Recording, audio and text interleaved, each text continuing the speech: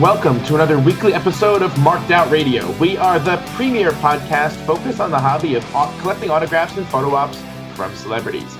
We talk about autograph conventions, on-the-street encounters, and everything else about this increasingly weird hobby. I'm Sean. And I'm Dana. And we have to open the show with a little bit of sad news. Longtime Marked Out Forum board member Eric Martinez has died. We don't really have any more information about what caused his death, but we just saw him recently at Big Event. Yeah, he had the V's high with the swipe right guys at our table. He was someone I didn't know him well.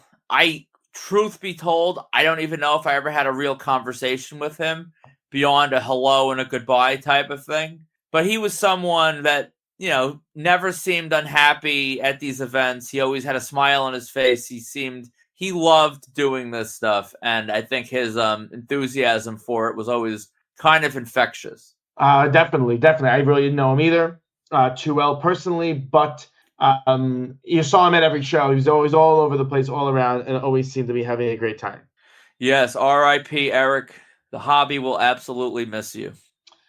So getting into our news, even though there aren't a lot of cons happening for us, your wallet continues to be open. I was going to make some kind of prostitution-based joke about the amount that your wallet is open, but I think we'll let your purchases speak for themselves. Yeah, I was going to make a comparison of my wallet to either the Lincoln Tunnel or Tammy Sitch, but I mean, they're honestly one and the same, so I guess pick your poison on that joke. But yes, I made another big boy Hasbro purchase this week, which ironically I wasn't even looking to do. I found my way into some signed Hasbro group chat, which is probably some orbit of hell for you if you were ever 100%. inserted into that. Yeah. And Bryan Sokol kind of referred one of the big collectors in there to me, saying how I'm always in the market for signed Hasbros. And the guy reached out to me, and I'm like, holiday season, con season just passed. I'm not really looking to make any purchase. And then, of course, I gave in. I'm like, send me some pictures of what you got. And one of the pictures he sent was back from when it was brand new, and when I opened them and played with them. One of my always all-time favorite Hasbros was the yellow card HBK with the white and red tights. That was always one of my all-time favorite figures. And I kind of regretted not doing more with that Steel City Shawn Michaels hit that you did, that I ended up doing for you due to scheduling of how the photo ops and everything were working out. So this was kind of a make good on that, because that's the item I wanted done. And now I have one of my all-time favorite Hasbros in my collection for what I think was a pretty decent price, all things considered. Yeah, it looks good to me. And it's one of the rare signed Hasbros you see on the secondary market that wasn't signed in Sharpie either, which is interesting. Yeah, because this guy got it done at I think it was 2019 WrestleCon, and he also has a little bit of graph knowledge where he wasn't doing Sharpies. So I absolutely couldn't turn that down. And now when Sean comes around, I only have 3 more Hasbros to do instead of the full 4. So how's that? That sounds good to me. We had a couple of reports, but as we get closer to the holiday season, the reports get lighter and lighter, as to be expected. We had mentioned last week that Jim Belushi was doing an appearance at a dispensary in New Jersey, and Andrew attended that appearance, and it looks like Belushi signed literally everything anyone would put in front of him. Yeah, he racked. He did 3 personal items plus whatever the weed box and some promotional photo it looked like. He was really nice. He did photo ops. It appeared for everybody.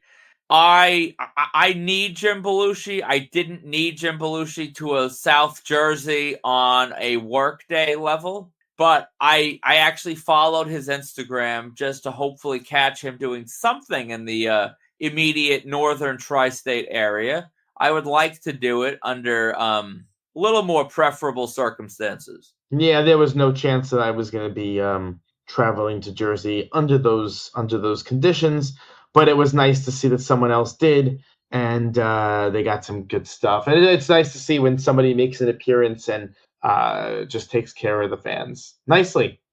Also, the Major Pod show, they had their, I guess it's an annual toy drive. This is something they do regularly.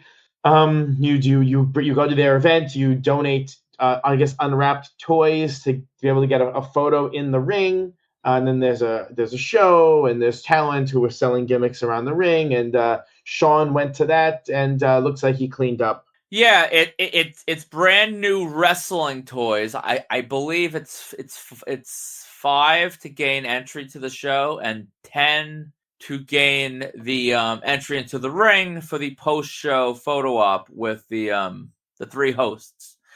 And it's always a great little. I've never done it. Probably never will do it. I don't really do live wrestling like that, but it's a great cause. Seemingly a great time. It looks like a great time, and I think honestly, which a few weeks ago for sure, but now I think we're moving on a different level.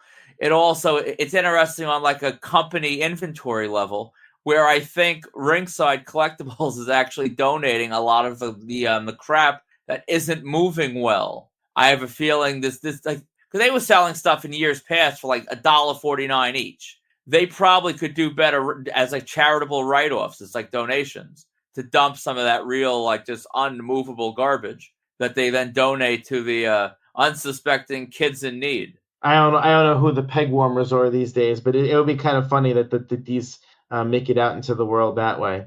Oh yeah, the Jake Hager. I know Jake Hager AEW figures. He was like an under $3 guy for a while, so I'm sure there's a lot of kids that were disappointed on Christmas morning opening up a Jake Hager. That's pretty funny.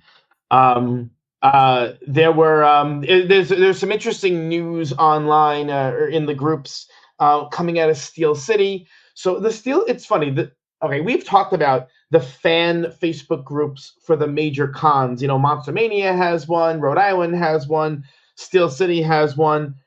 They're all kind of cuckoo. A Chiller Theater has one. They're all kind of cuckoo because it's a mix of like people coming in who just want information about these cons, and also the super fans of the cons who defend to the death any decision the con makes or any practice the con has, even when they're of questionable defensibility. And the Steel City Con is no different. I think what makes the Steel City Con group a little bit different from the others is how active the Steel City Con showrunners are in the group. They post pretty constantly in that group. And so there was kind of an interesting post where a fan who I don't know what the term is, I guess is a narc of sorts. He saw that there were people in the airport that were getting Steel City guests. I guess they knew when the Steel City guests were landing it was landing, yeah. And were there to try and get the Steel City guests, and they posted like almost like a warning post to the con organizers to try and prevent it from happening somehow, and which led to a very long pile on where people were complaining about airport graphers. Yeah, I have the post in front of me right now. The NARC original comment was, if any agents or escort teams are in the group, please be aware there are celebrity hounds at the airport trying to get free autos. Now that kind of makes me laugh because I don't care about the ethics of airport graphing. I don't care about these celebrities or people. I get all that. I'm not trying to really say one way or the other. But this post reads that this guy is looking out for the agents and the people setting these prices. And I mean, come on, like, I think we could all kind of agree, airport grapher and con grapher alike, that the talent at these shows, especially the celebrity shows, are in no way looking out for us. They view us as the like 40-pound kid that the 80s movie Bully would grab by the ankles and just shake until the jingling change stopped falling from the pockets. Like, are you really concerned about these sharks that bring the talent in, that God forbid their greed is perhaps matched by equal greed for freebies. Like who cares? Why would you care? And then, of course, the Steel City promoter comments that the people at airports are professional. Autograph hitmen, not horrible, not regular fans, horrible. And then somebody clapped back. I think actually Austin Marchetti claps back. He has contributed to the show before with us. And he wrote, Bob, who sets up your show, takes a crap load of stuff and gets it signed to sell for 3 times more than they asked. Bad example. And then, back and forth goes on. And you have people saying how, because like Steel City was a successful show by and large, but there were issues with lines and talent not being at the table. So fans were like, instead of worrying about what happens at the airport, you should worry about what happens at your actual show. And I don't know since when the Steel City Con is so vocal. I never saw them quite so involved in all these different little like bickerings and spats and these little arguments.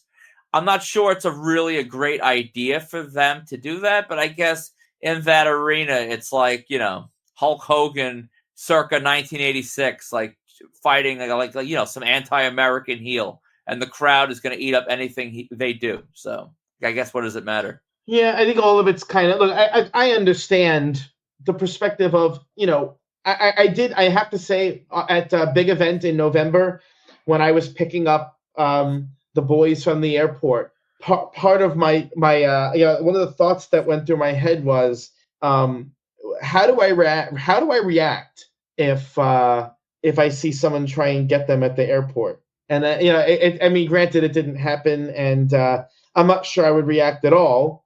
But I do think, though, to your point, it is a little bit different, when we are a very small operation, and pretty much anyone who would be waiting at the airport for our guests would have to be waiting. How it would have to be like watching our socials in particular to realize they were coming in, and that's a touch different from I'm trying to think of an example. Whoever the headliner, I already forgot who the headliners were from Steel City. John Stamos coming in and doing a photo op with someone where he's making into the 6 figures for doing the show. Yeah, it's and I'm not trying to make it about us, but it's like, to me, it's like if you someone steals from Walmart versus someone steals from like a mom and pop, like family owned, like little small business that you're, it's a little different, but at the same time, I suppose it's not. It's stealing is stealing, and no one should steal from anyone. Or it's the Wild West, and we just say screw it, and whoever gets got, basically that's the game. And then in typical Greg 2600 fashion, Greg calls out Steel City because the Transformer duo were apparently only at their table for 45 minutes on Sunday. Mind you, Greg wasn't even in the state of Pennsylvania. He had consignments going. And the Steel City promoter had time that day, and he was responding to everybody. And he sort of gave Greg, a little bit of grief about blaming them when it's like, they have these old men that are sick and old and tired, and they're supposed to make them sign nonstop. And, it's all the typical crap. Greg ends up beefing with like every con promoter at some point or another. He definitely does. But I think the big takeaway here is that it is interesting when you see like a large con promoter. That's what I meant. Engaging with the public, because invariably they make themselves look ridiculous when they do. I can't think of many times it really ever works well for them. But again, he's in his own little playground where everyone will kiss his ass to no end. So I guess it doesn't really matter. And in further con news, there's probably a lot of disgruntled Japanese fans out there after the Tokyo Comic-Con. I think that was the name of the show, where Johnny Depp attended. That happened. It seemed like Johnny was having a pretty good time, although famed agent and horror collector, enthusiast, and superfan Sean Clark went over for this. And his observation from seeing Depp and seeing the show and whatever else, he went on record and said that he would be shocked if Johnny Depp ever did another convention. But in the news of the convention itself, apparently there were quite a good number of fans who paid and pre-ordered for photo ops and things that were turned away. Apparently they did not budget their time or sell an appropriate amount of units given the time, and there were some fans that did not get what they bargained for. Yeah, I mean, even I also read that the private that was set up with official picks, I believe it was official picks.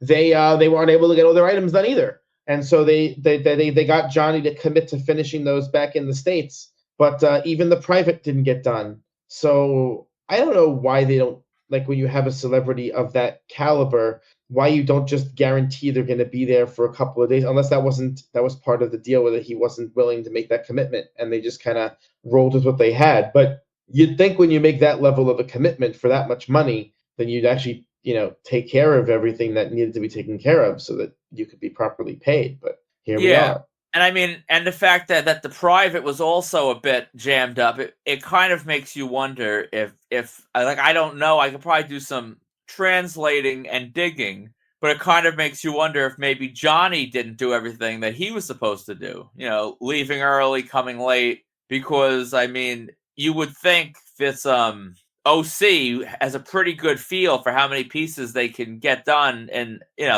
the time they are provided. They do a lot of these, but I guess that's the deal. We'll see if Johnny does anything else. I agree with you. Having him on the hook for a little more time would be good. That's also problematic when you have him.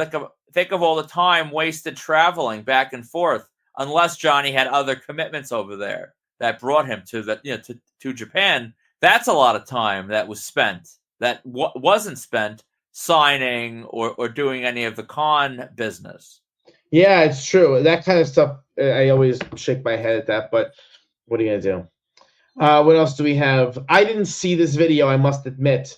This was not my video. You found it and you sent it to me, and it got lost in my feed, and I forgot to look at it. But there was some viral content creator out there who, I guess they think they're funny. This is a common theme among viral content creators. They think they're funny, and this guy thought he was funny, and I guess he called Busta Rhymes Tracy Morgan. The joke being, I guess, that black men look the same as each other. Is that the joke? Clearly some high-level comedy there. Anyway, that pissed Busta Rhymes off, naturally. Unsurprisingly, that's a strange thing to say.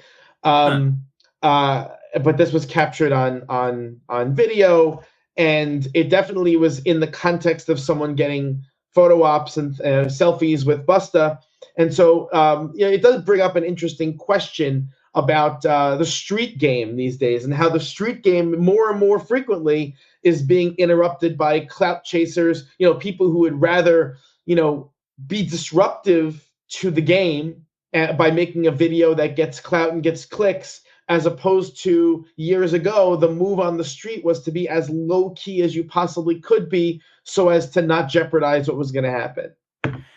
Yeah, that's sort of what's been going on lately. You will have, if you go to any rail, like any crowded rail in NYC or any other major city where the graphing goes on, you have the fans that want whatever they want. You have the dealers, the graphers that want the product to move. You have the selfie clout chasing people that barely know who the hell they're waiting for, that just want the selfie.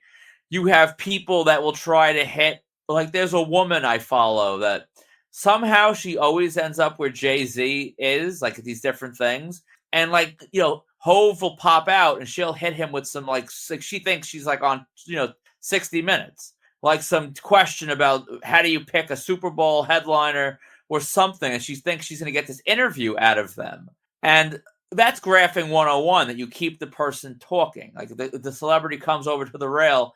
If they say, "Oh, I'm only going to do one per," you start some random conversation with them. If you get a conversation going, they're more likely to keep going. But you have people trying to do video interviews, and then you have also lunatics like this that think it's funny to get someone set off to get their clout. that wasn't the thing in the 80s and the 90s. Hell, even when I was out in the streets doing this on a daily basis.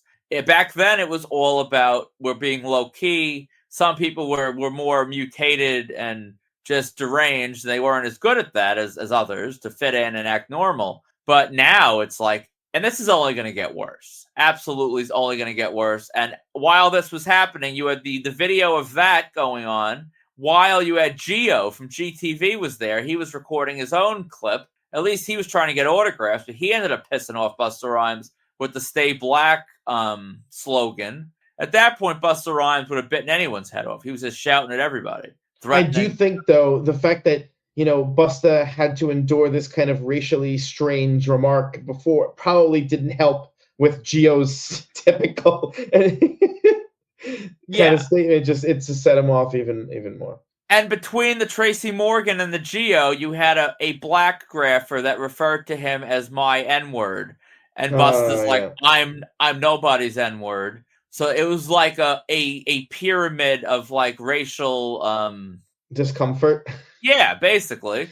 And then Gio knew exactly what he was doing. I mean, it's part, again, he understands, like, this got picked up by TMZ, so he made a couple bucks off this while growing his brand. Also, I mean, he's a street grapher who's a bit of a lunatic, who has like anyone else can have a bit of a temper. I think he was getting a little annoyed with Busta, like, shouting at him like that. And I guess ultimately, if he got knocked out again, like Cardi and the Offset team did, he'd probably make a little payout at the end of the day anyway. So it is interesting, though, how the tenor and tone of the street meets is continuing to evolve. It definitely is. And not for the better. Absolutely not for the better. It's fabulous. It's good for us to be able to report on it. But I mean, if I was out there on a regular basis, I would not be loving where it's going. You brought this to my attention, and I completely missed it why you sent it to me. But there are now Control Center. We've talked about Control Center in the past being a very, very, very unreliable dealer of autographs. They are responsible for introducing tons of forgeries into the market.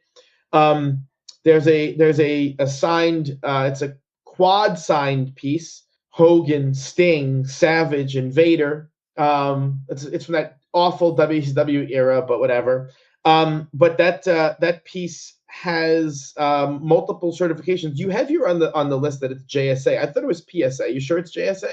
I will check right now. But the clue is that they just really are not. You look at this piece; it's gorgeous. It's being sold by a dealer that sells, thousands of things. JSA, letter of authenticity.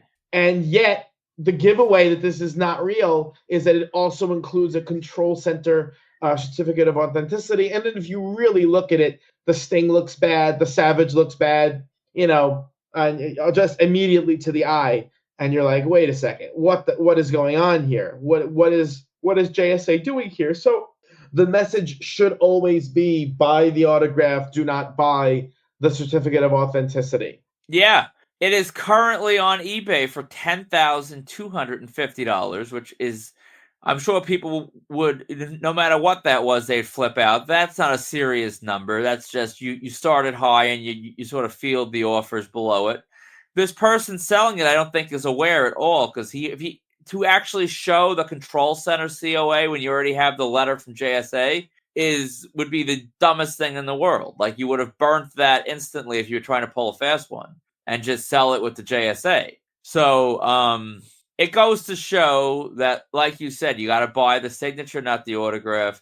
I'm sure there'll be someone out there that will say, well, how do you know better than JSA? Maybe it is real. And I mean, JSA, Control Center used to sell these for very, very cheap, as they do most of their stuff. So if you're someone that believes it's real, I'm sure Control Center's got some for probably $10,000 less, maybe more. So just don't buy with the JSA letter if you think it's real. But like you said that they're not very reliable. I actually think Control Center is one of the most reliable. If who else sells what? You want a fake autograph, you're getting it from Control Center. There you go.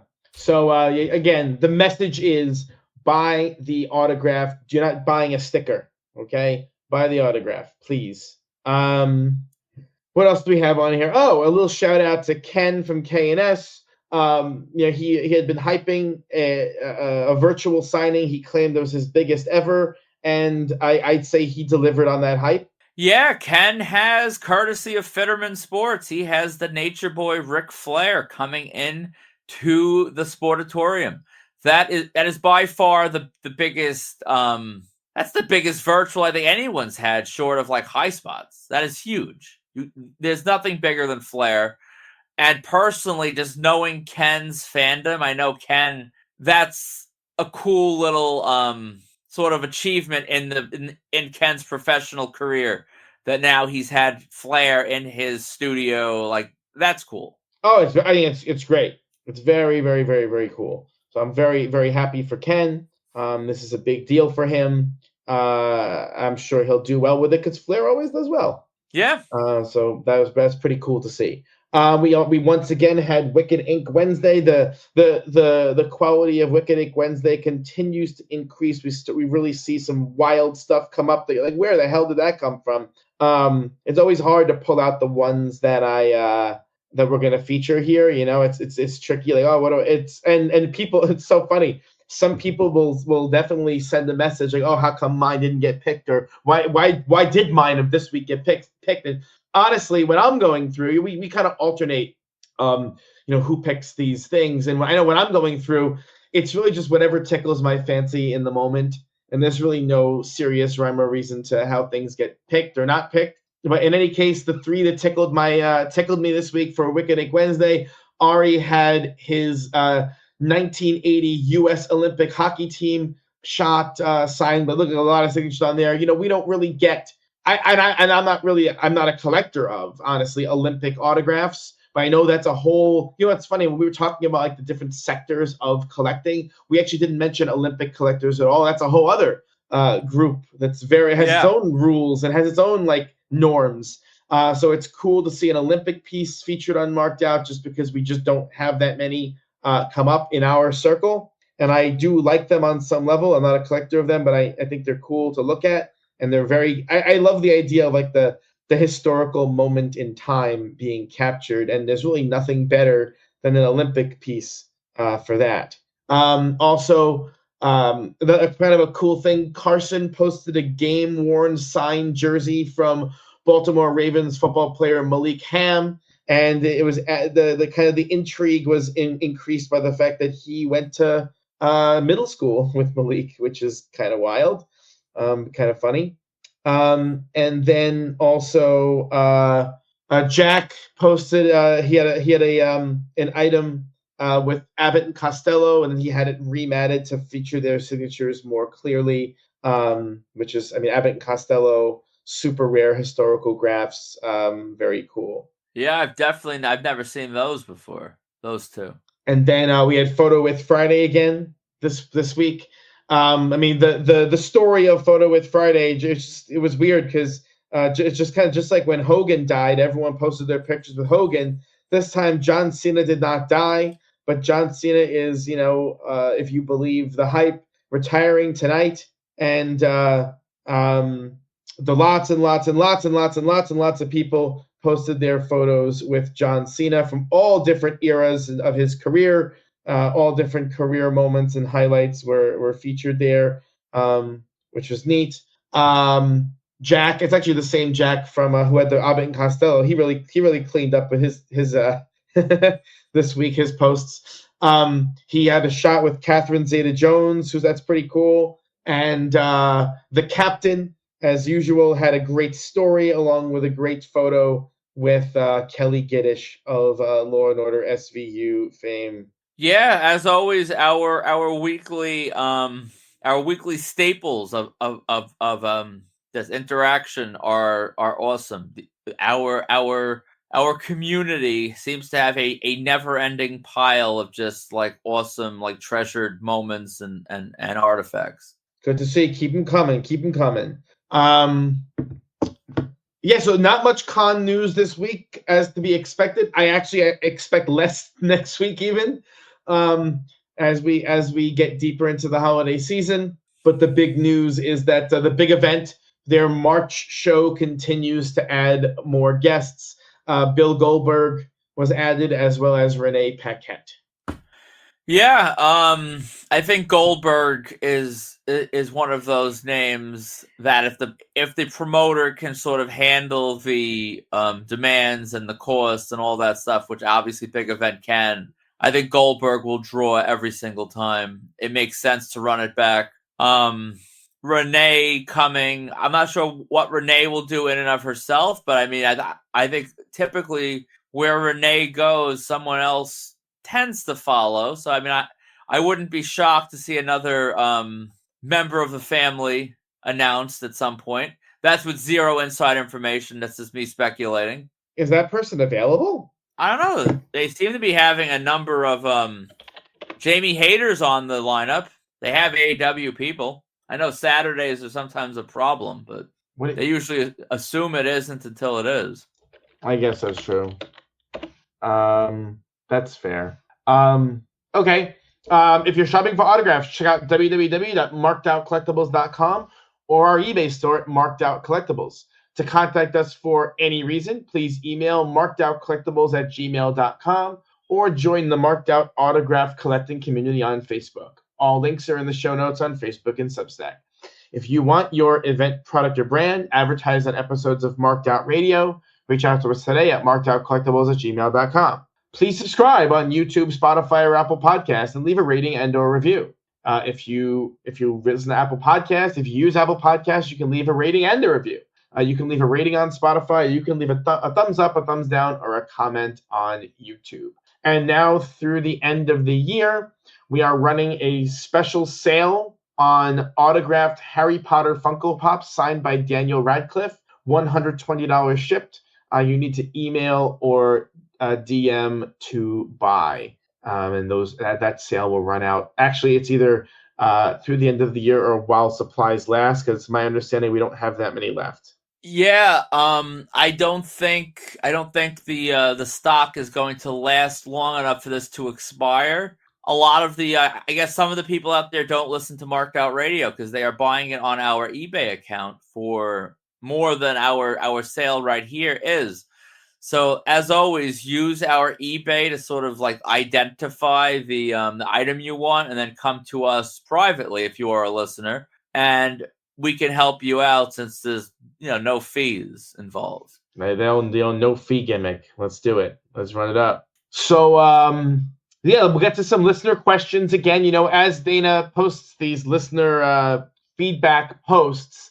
What ends up happening is we get a ton of questions, and we obviously can't get to them all. So, okay, just for clarification, if we didn't get to your question, that doesn't mean it's disappeared. We actually have a bank of questions. So at least one of the questions this week is actually from last week, right? We're just trying to keep a running list, and we can't get to all of them because that would make the show 14 hours long, and we're trying to keep the show at a reasonable length. So just because you asked the question once, it did not disappear. We will get to it eventually.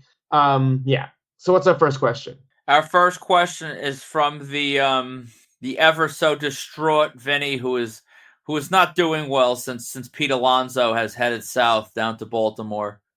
I was texting him today. He's still. I mean, I'm not happy about it, but Vinny's taking this really hard. So I gotta ask. Do you really personally care about something like that? Of course. Why wouldn't you? I mean, first of all, it has no bearing on your life. Well, you want your team to win. You're gonna watch a shitty team for the You've been watching the Mets for decades. What's the difference? Well, this year's the year. That's what keeps us going. You know what it is? I definitely do not have that sports fan kind of gene, I guess you would say. I find people who take sports seriously to be kind of ridiculous. Only because I can't process why someone would allow something to affect them that really has no bearing on their life. But I know I'm definitely outside the mainstream with that view. But when I see people all despondent about trades or this or that, I'm like, oh, I don't know how people make themselves care about those things, but clearly a lot of people do. So yeah. So anyway, so in throwing, you're definitely in the minority there. But I mean, I don't want to turn this into an ESPN podcast. So I think it's definitely an interesting perspective. I And mean, I would love to. I would love for someone to rationally explain why something like that matters to them. Because I don't think you can really. But that's why I just whenever I see, especially people, these grown men get so emotional about something that literally has nothing to do with them. It's just interesting to me. So yeah, I mean, I can't.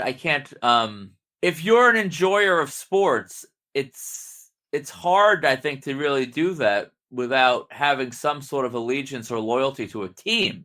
And then that's the best way I could explain it. I mean, you could just watch any game, any team. You could be a fan of players, which I know that's an argument you've made to me privately.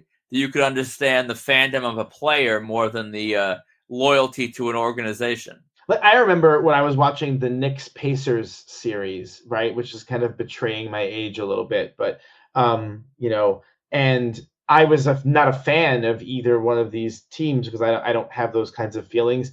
But I was riveted by the series. I thought it was incredibly exciting to watch. I mean, it was just it was fascinating to watch. Really, I was drawn by the excitement of the game, and then you watching Reggie Miller, just this extraordinary dynamic player to watch, just drilling threes like it was nobody, like it was. I was gonna say like it was his job, but it literally was his job. And just watching that go down, like that was exciting, but I didn't have any feelings about it, so I didn't care really. Like if my TV exploded in that moment, I'd be like, ah, damn, guess I gotta do something else. But so imagine if everyone in the crowd was like you, like who. It would be like what they would just cheer for like every good shot, like ooh ah. Yeah, well, that's why I find these like, people to be somewhat dim. I don't have any other explanation. I find it like these people who get into fistfights over sports teams. There was that hockey game where these guys killing each other, killed somebody over who likes a certain team. It's just funny to me. I have no other way to say it. I just find it funny. I find people who have like real emotional response. But that's true of other aspects of my life as well. Whenever someone has like a disproportionately emotional response to something, I just don't think it's worth having emotions about, whatever it is. Like the line being too long at the supermarket. There are people who are like very emotional about this.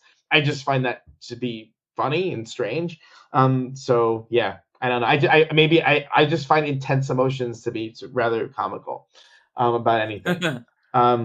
Except the dude who stole photo ops with the Vanity Project in the lobby of that hotel for WrestleCon, Justin Dhillon. He's still a piece of shit. But that I feel strongly about. But beyond that, whatever. Anyway, that we didn't address the question. All right. So Vinny's question wasn't how do you feel about sports fandom? His question was, why do so many people like oversized flats, like 11 by 14, 11 by 17, 16 by 20, and larger, instead of wonderful 8 by 10s if they're just going to remain in a closet or in piles in the basement? How do you choose what to display and what not to display, and why?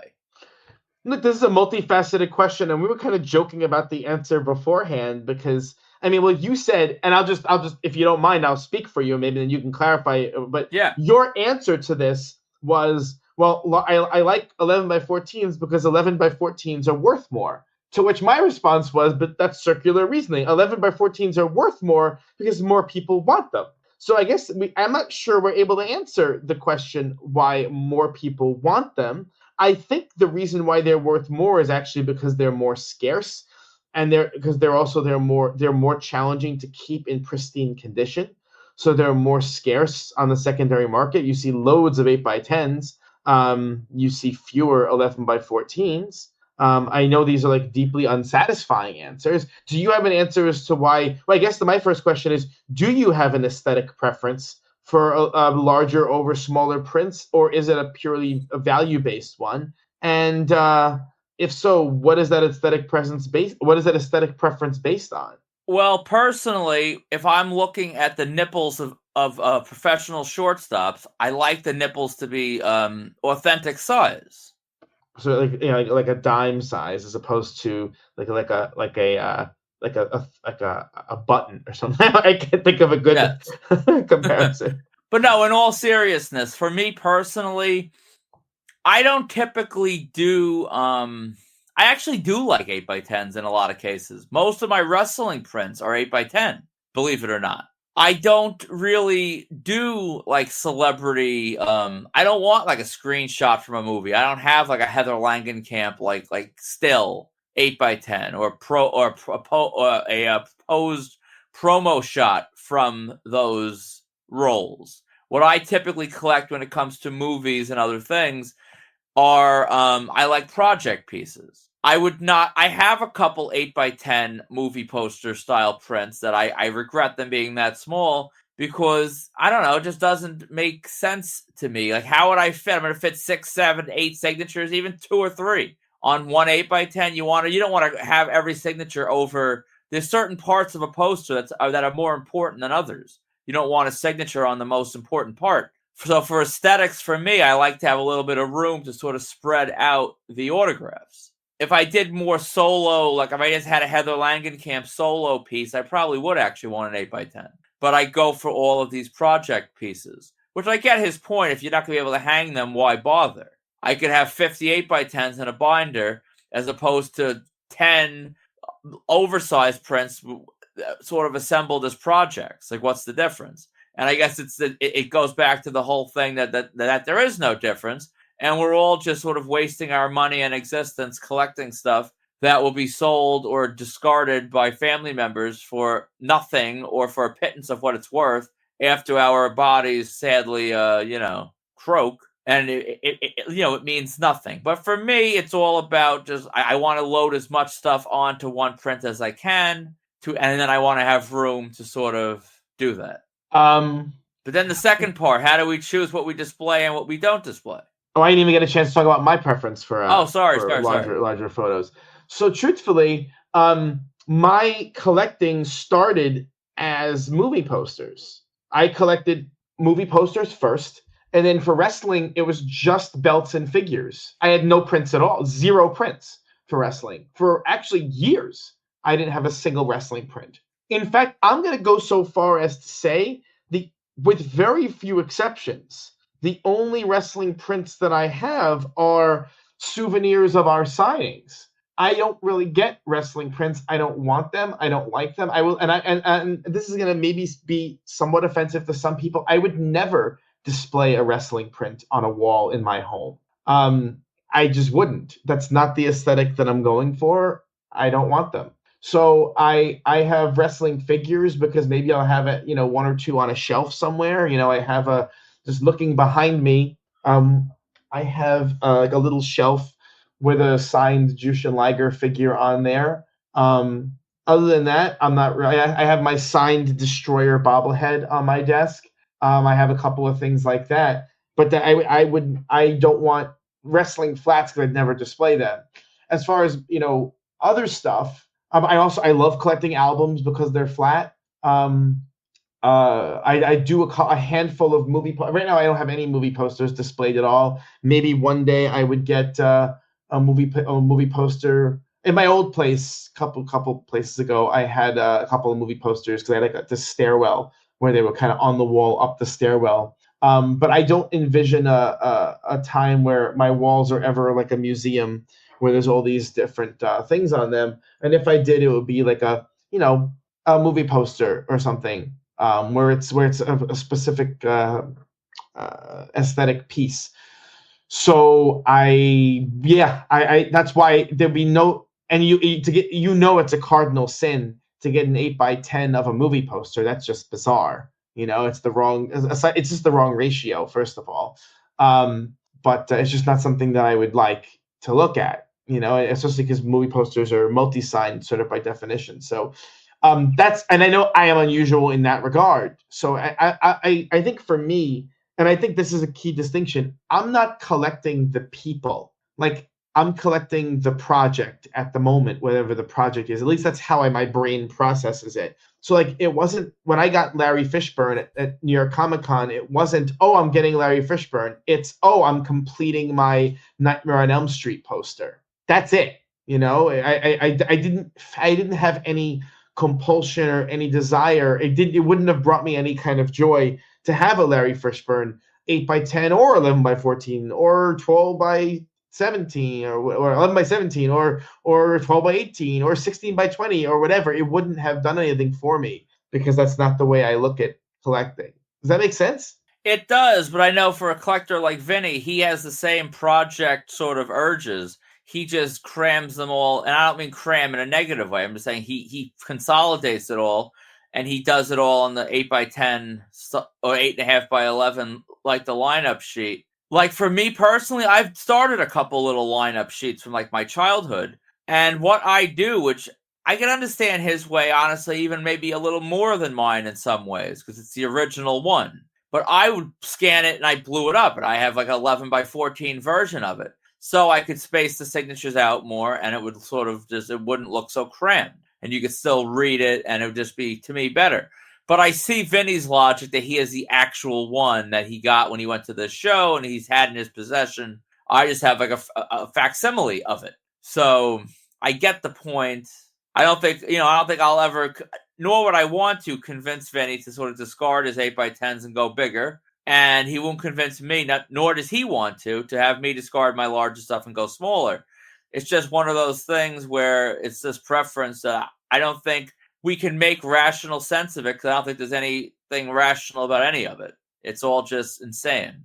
But I think that's about as good of a way as I can explain it. And I definitely see your perspective on it. And then really quickly, how do we choose what to display and why? This is a hard one because I don't really display anything. I believe I answered this before, though, maybe a while back, but right now I'll tell you exactly what's on display. So I have behind me, there is a little bookshelf thing, which mostly has some odds and ends sort of knickknacks. There is a very small Jushin Liger signed figure on there. Next to that bookshelf, there is a framed, it's kind of a display that I made myself. It has a varsity jacket as well as 2 signed original LPs from the band Saves the Day. Above my computer monitor, there is a custom framed display that I made that has a couple of 8 by 10s actually, but they're all kind of, I have them like matted into the display from Bernie Sanders from his presidential run. And then a Bernie Sanders autographed figure that I got done by mailing it to his headquarters. So it's my Bernie Sanders display. Then I have a couple other bookshelves. One is a bookshelf with actual books, but on the top shelf there are a couple of my Game of Thrones Funko Pops, where I have Khaleesi, I have Jon Snow, I have Tyrion Lannister, I have Hodor and the Night King. And I have it's the one with the throne, the Funko Pops where they're sitting on the throne, like the Who's Gonna Get the Throne set. I have all of those signed, except Cersei. I don't have Cersei signed. She never did a con, that one in the US. And that bookshelf, and that is it. Those are the only signed pieces I have on display. Again, when I had that stairway thing, I had like my Terminator 2 poster displayed. I had my Nightmare on Elm Street 3 poster displayed. I have a couple of things up at work. I have a couple of Olivia and Leonard, Romeo and Juliet pieces up at work, and then I have my Welcome to the Dollhouse poster signed by Heather Matarazzo on display at work, only because it's like a specific inside joke with some people. Other than that, that's all I have for display. I don't know. I have a weird thing about like my living space looking like a museum with stuff all over the place. I just don't have that.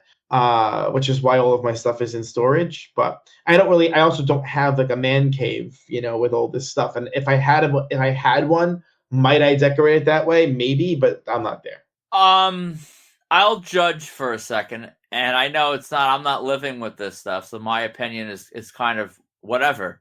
But I always feel as though you don't display your coolest stuff. You have a lot cooler stuff. I guess that's the stuff that means more to you. Saves the Day, Welcome to the Dollhouse. So like the average, you could find 5,000 people, and I bet 12 know what those are that would see them. Like you have like the laser disc now from Terminator 2. You have a ton of stuff that's the Texas Chainsaw Massacre original poster. Well, actually, I don't know if it's original. No, it's not original. Full size. Like you have some iconic stuff. If I was going to curate a museum with your collection, the stuff you have, Bernie Sanders, whatever, he lost. If he was president, I'd say awesome. like all the stuff you have, I feel like you're not maximizing your space to really make the most of an impression. But I think I built my space, and now I'm like remodeling things. So I largely pulled everything down, and I have to see as I start rehanging, I will document it on the group and here to sort of like just so you can all laugh at my weird decisions. But I was like I sort of viewed it like a museum. I would want to show stuff that mattered to me, but I would also want to sort of represent the well-roundedness of my collection. Yeah, I wouldn't hang a Berserker piece, even if I really loved the Berserker, because I would want to show off that I had a Randy Savage or a Hulk Hogan or something. So I wanted to show off a lot of the bigger pieces I had that also meant something to me.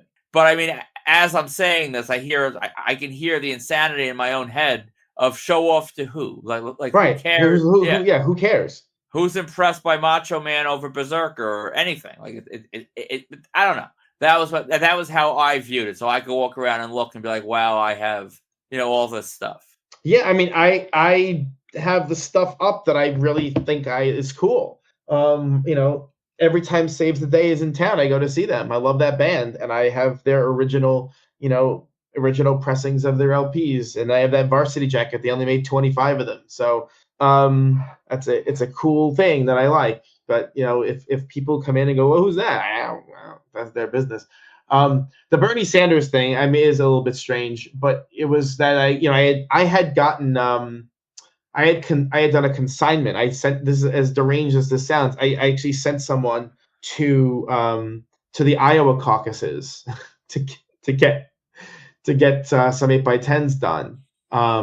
Yeah, that's crazier than us having Mr. Chow at the Broadway rails every night. I did.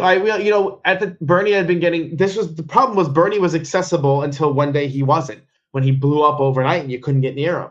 And I missed that window. And so, but he was still accessible at the Iowa caucuses. So I found a consignor in Iowa and got it done. And I really was never going to do anything with those until his campaign office. I sent that figure in, never expecting they were going to sign it.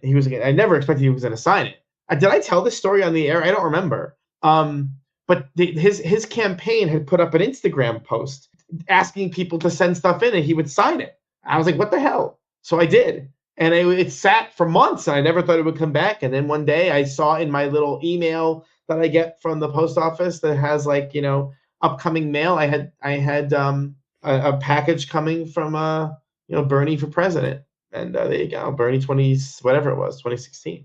And so that's what was in there. The funny thing was they sent it back I sent it in a nice box with a whole thing, with instruction how to package it back. And they mailed it back in a padded envelope. I almost had a heart attack, but it was completely undamaged, which is kind of crazy. But yeah, that's true.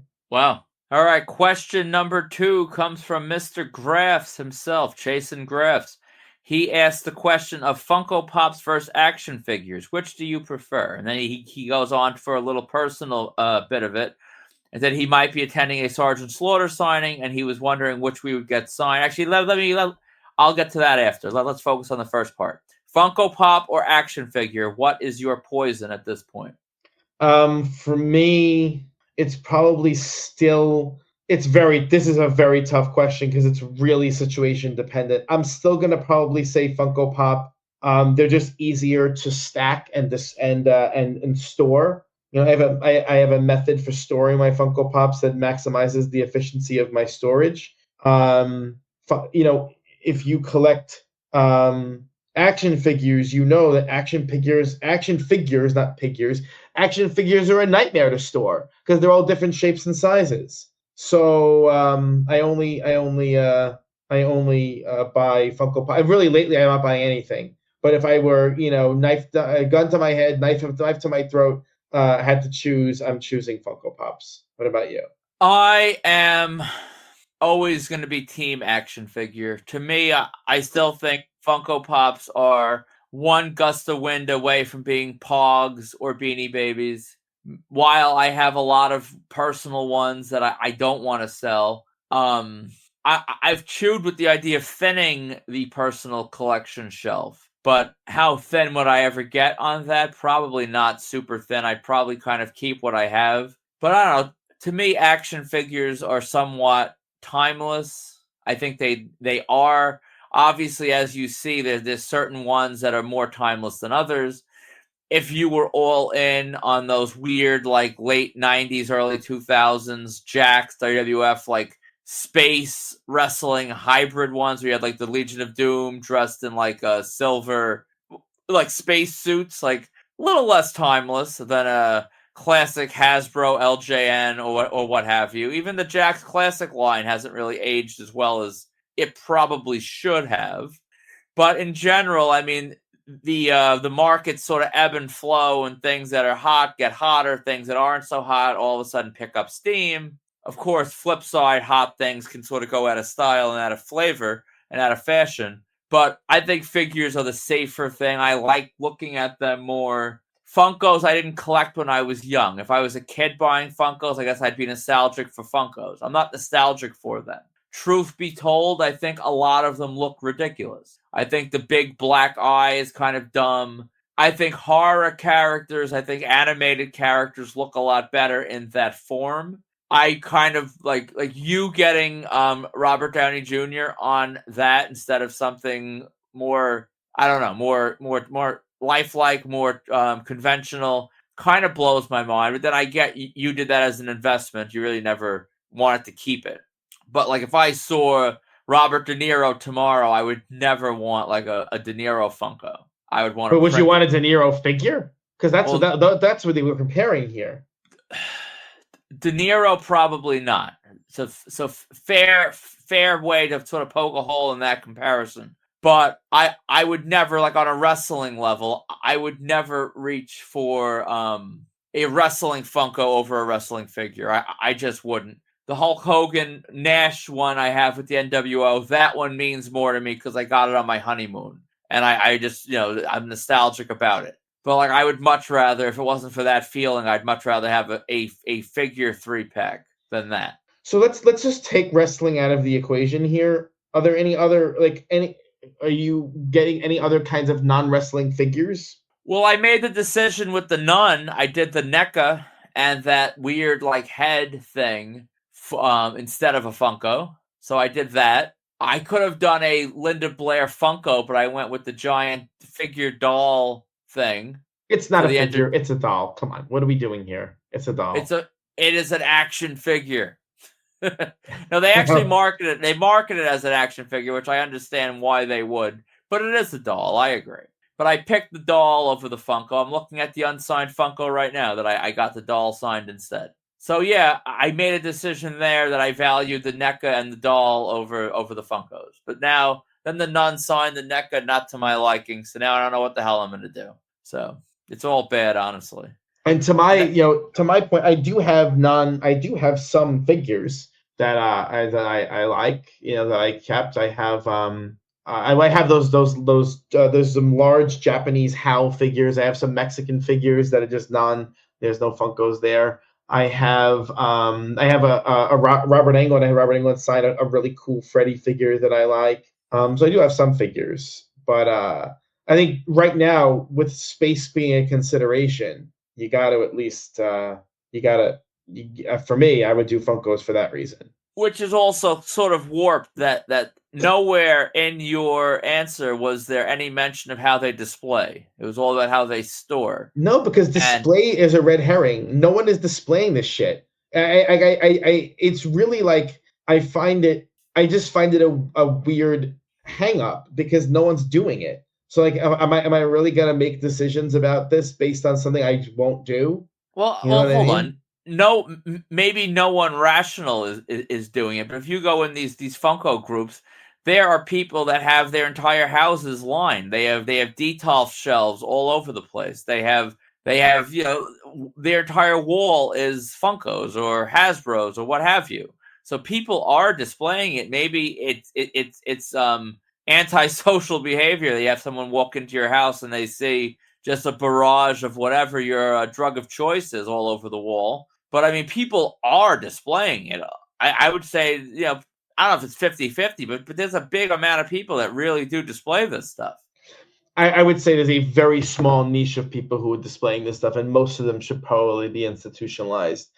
I yes, you go into these niche groups, but I mean, have you ever found one of these displays that you would go, that looks good? I would love to have that in my home. Honestly, yeah. When I used to watch that totally kayfabe show, the WWE Hidden Treasures on A&E, I would see a lot of those like those museum style setups with the gear and the belts and all this stuff. I think it all looks awesome. I would probably be murdered by my wife if I attempted it. I actually tried to convince her that we should do something, we should do something like that in one of the rooms, and she wanted to kill me just for even suggesting it. But yeah, I kind of like that museum aesthetic. I don't think I'd want to live like that. So it's just not something I'm interested in, for lack of a better way of putting it.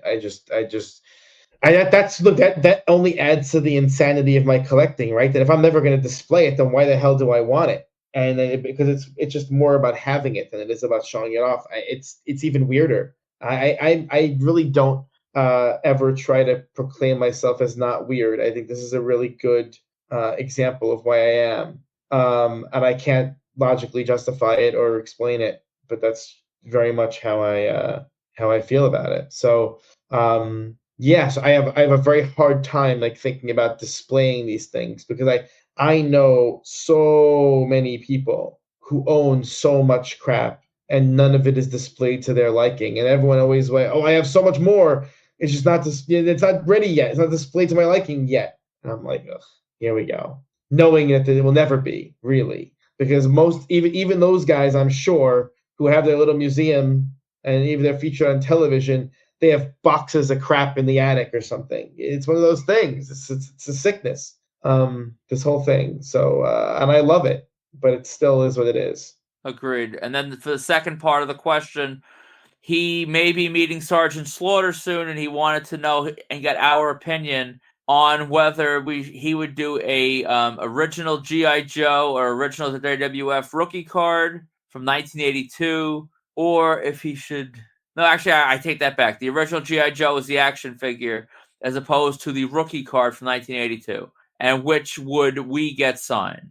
Me personally, I'd probably go the action figure. The trading card realm is not one I really want to re-enter in my adult life, because I spent enough on it as a teen and a child. But just be aware that either one of these, Sarge's guy Paul is going to absolutely rake you over the coals on. The original G.I. Joe figure is premium, I'm sure. The rookie card is super premium. They're going to hit you. You will be in that whole $100 plus on premium items, and the plus is to be determined.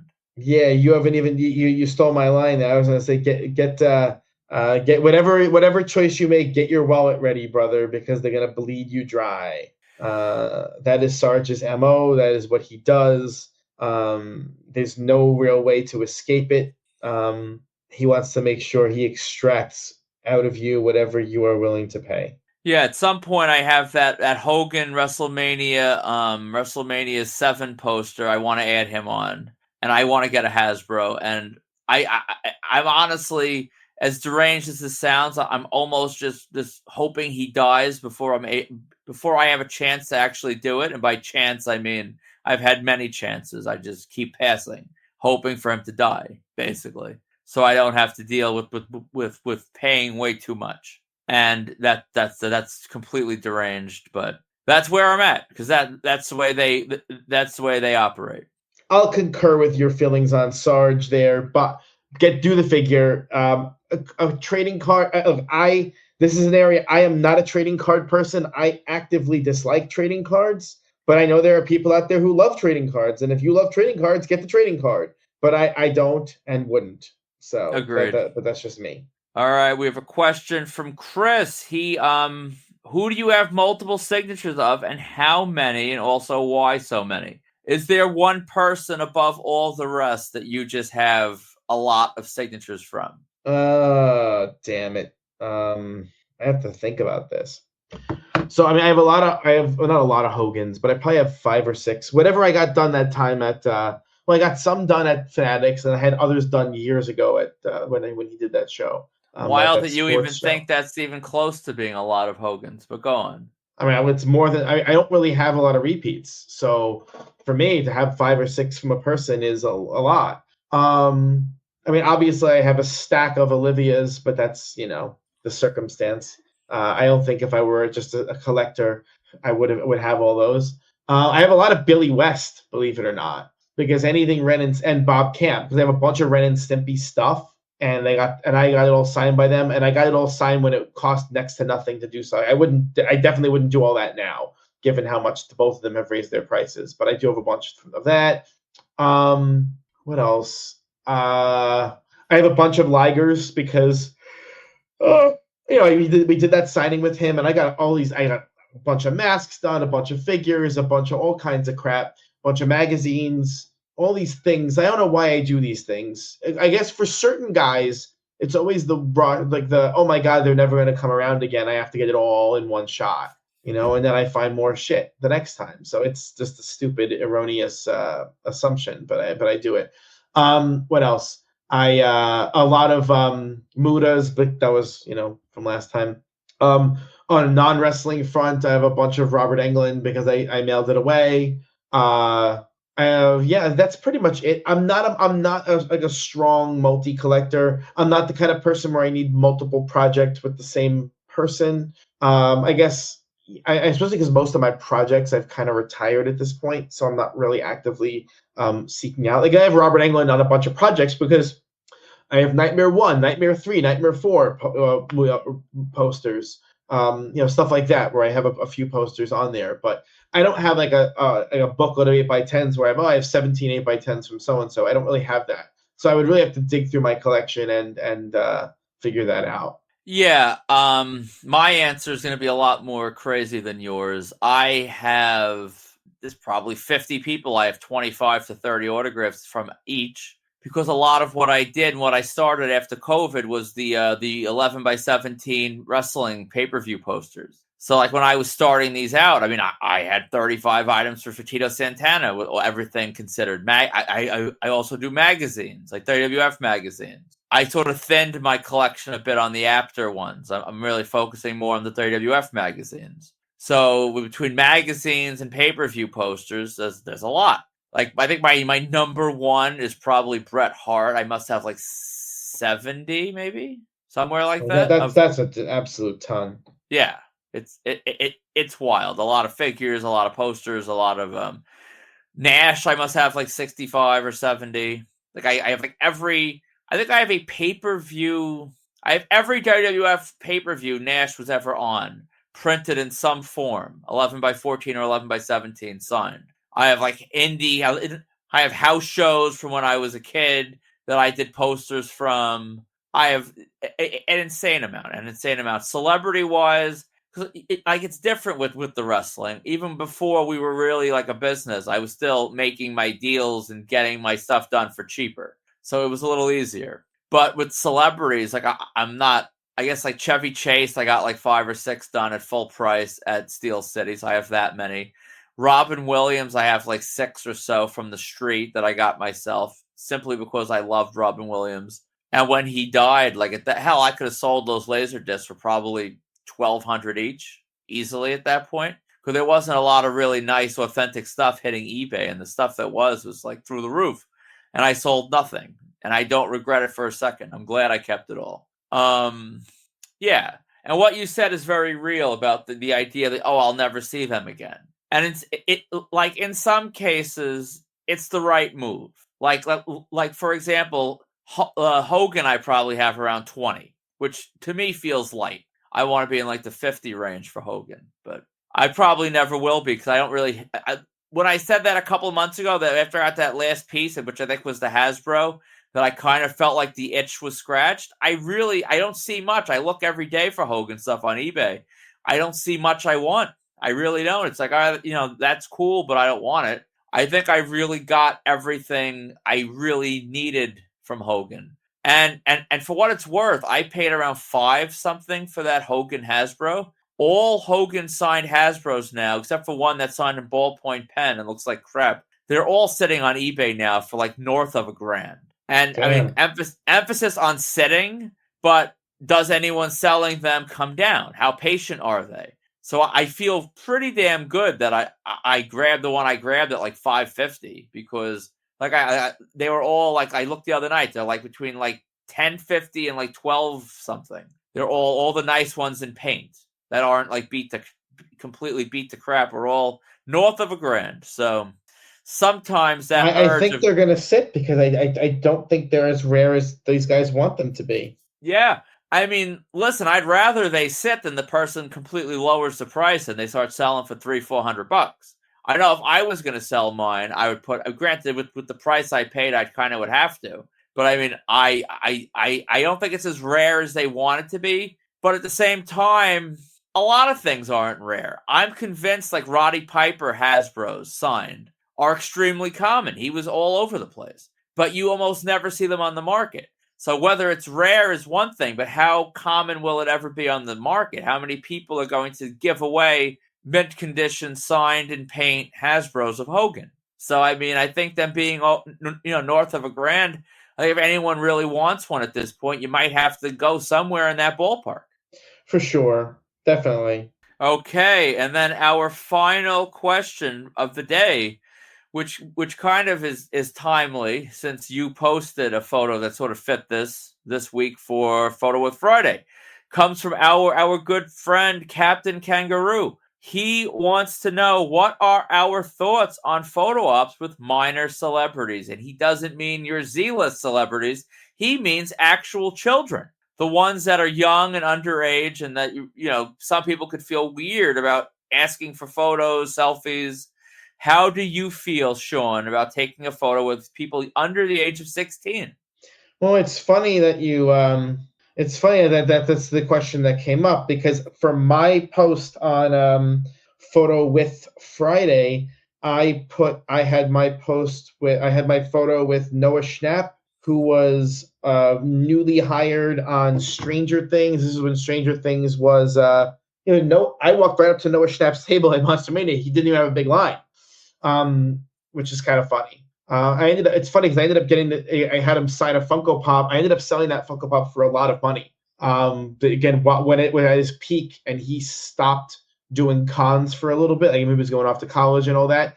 I ended up selling it for a lot of money. So I didn't have any. So I have a couple of photos with minors. I have Noah Schnapp. I have the kid who was in the Ghostbusters reboot from Monster Mania.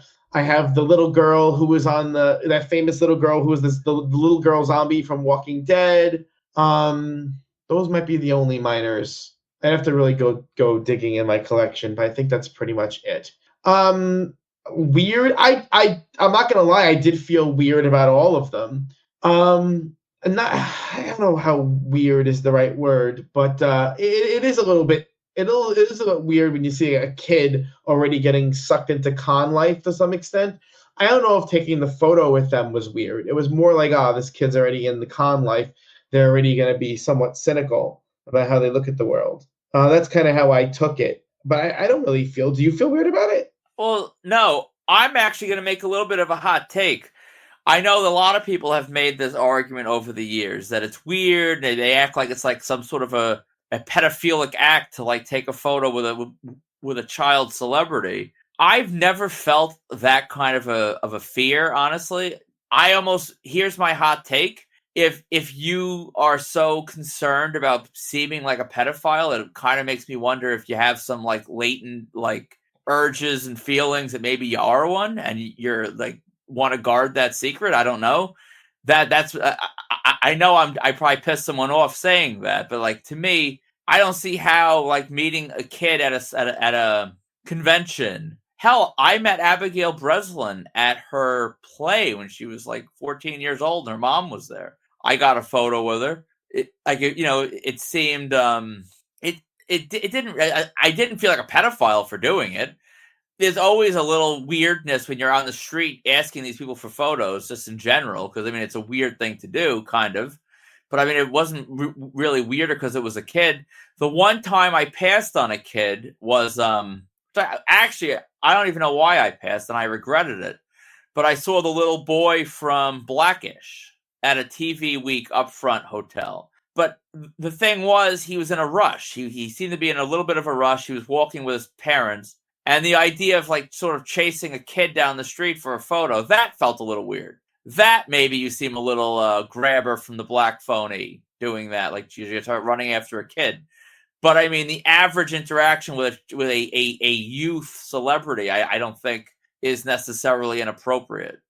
Oh, I also have Carl from Walking Dead when he was a kid. And what's funny is that photo, I think, has some desirability in the community because, Carl, when he was a kid, was a more interesting guy. People on the Walking Dead fans kind of started to hate Carl as he got older. He got more annoying.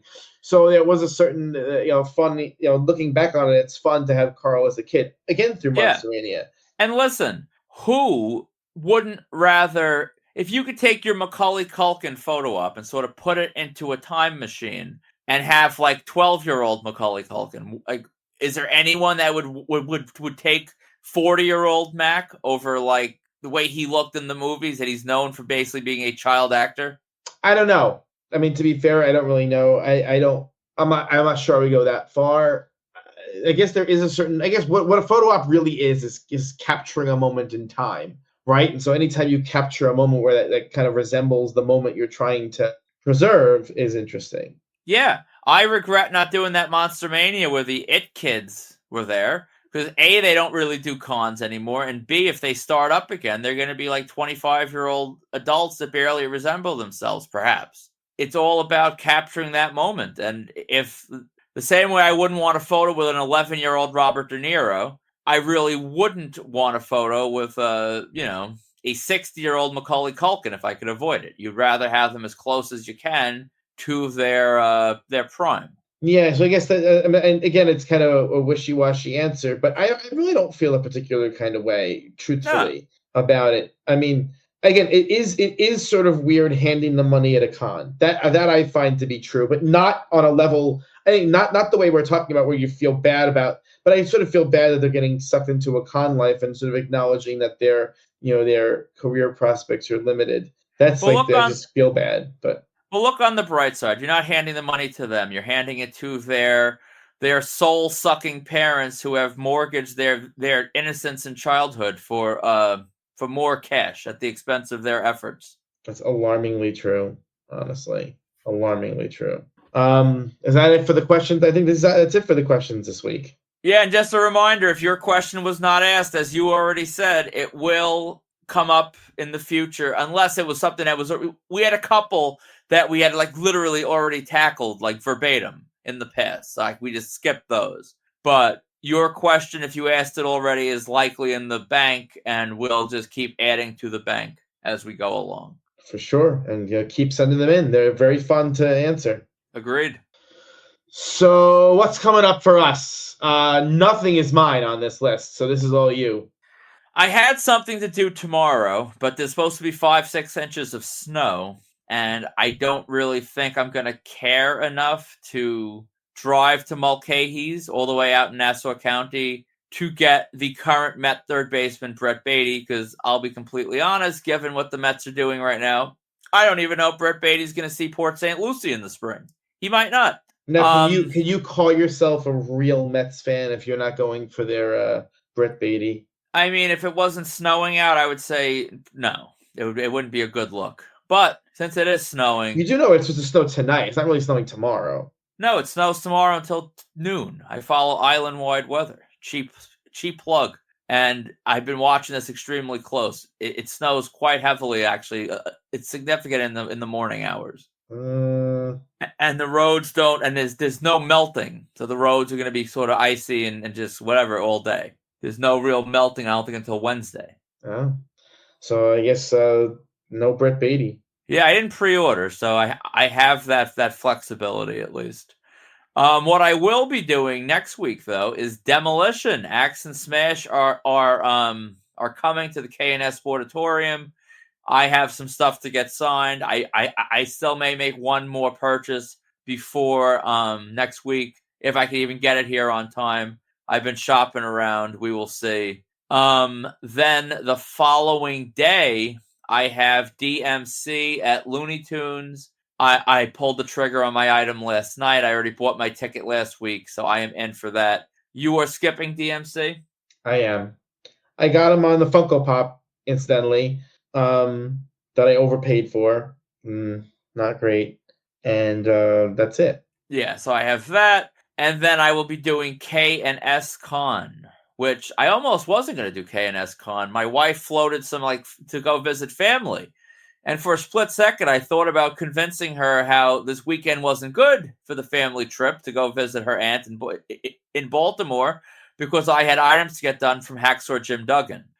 And I kind of realized how that would sound. So I said, all right, babe, we'll go to visit family who I love seeing anyway. And I'm like, whatever, I'll deal with Duggan another time. And as the combo gods would have it, that weekend didn't work. So I'm able to do K&S Con while not, thank God I didn't put my foot down since it wasn't going to happen anyway. There you go. You managed to escape unscathed. I mean, my wallet won't be unscathed, but yes. So if you're shopping for autographs, check out www.markedoutcollectibles.com or our eBay store at Marked Out Collectibles. To contact us for any reason, please email markedoutcollectibles@gmail.com or join the Marked Out autograph collecting community on Facebook. As of right now, we don't have any public signings to announce. So if you're in the market for some last-minute Christmas or holiday gifts, please reach out. We can help you find something. Check out our eBay.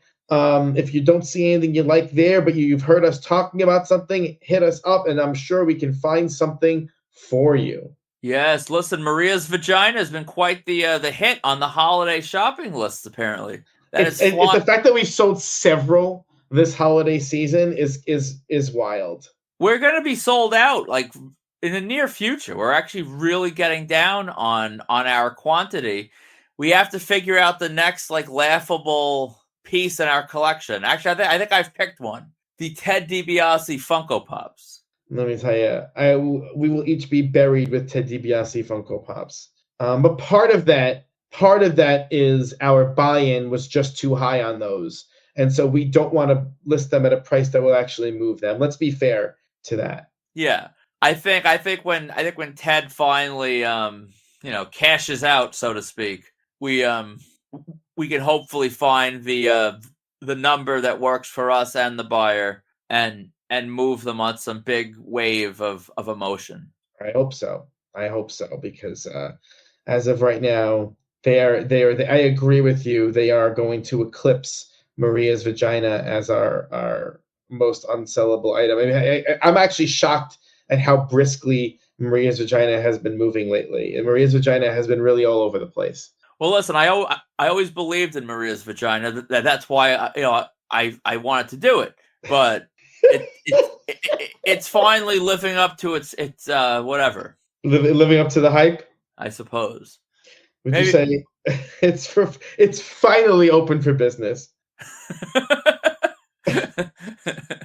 Yeah, listen. We should have had Ted DiBiase show off his genitals. Maybe that would move now. It's so juvenile, but the fact that we had these in stock, we are nearing the end on these, right? There's only a handful left. Yeah, listen, I don't think I'll ever do nudes again. It's creepy. It's not creepy to buy. If you're buying it for a holiday gift, it's absolutely an amazing choice. Open it in front of grandma. As a proprietor of goods, selling basically porn is a little uncomfortable.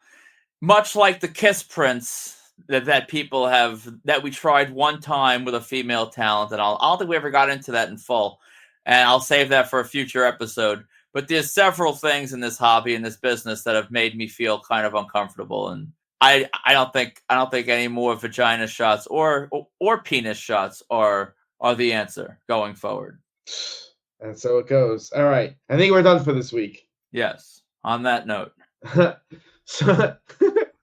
So for markedout.com, Marked Out Collectibles, and Marked Out Radio, I'm Sean. And I'm Dana.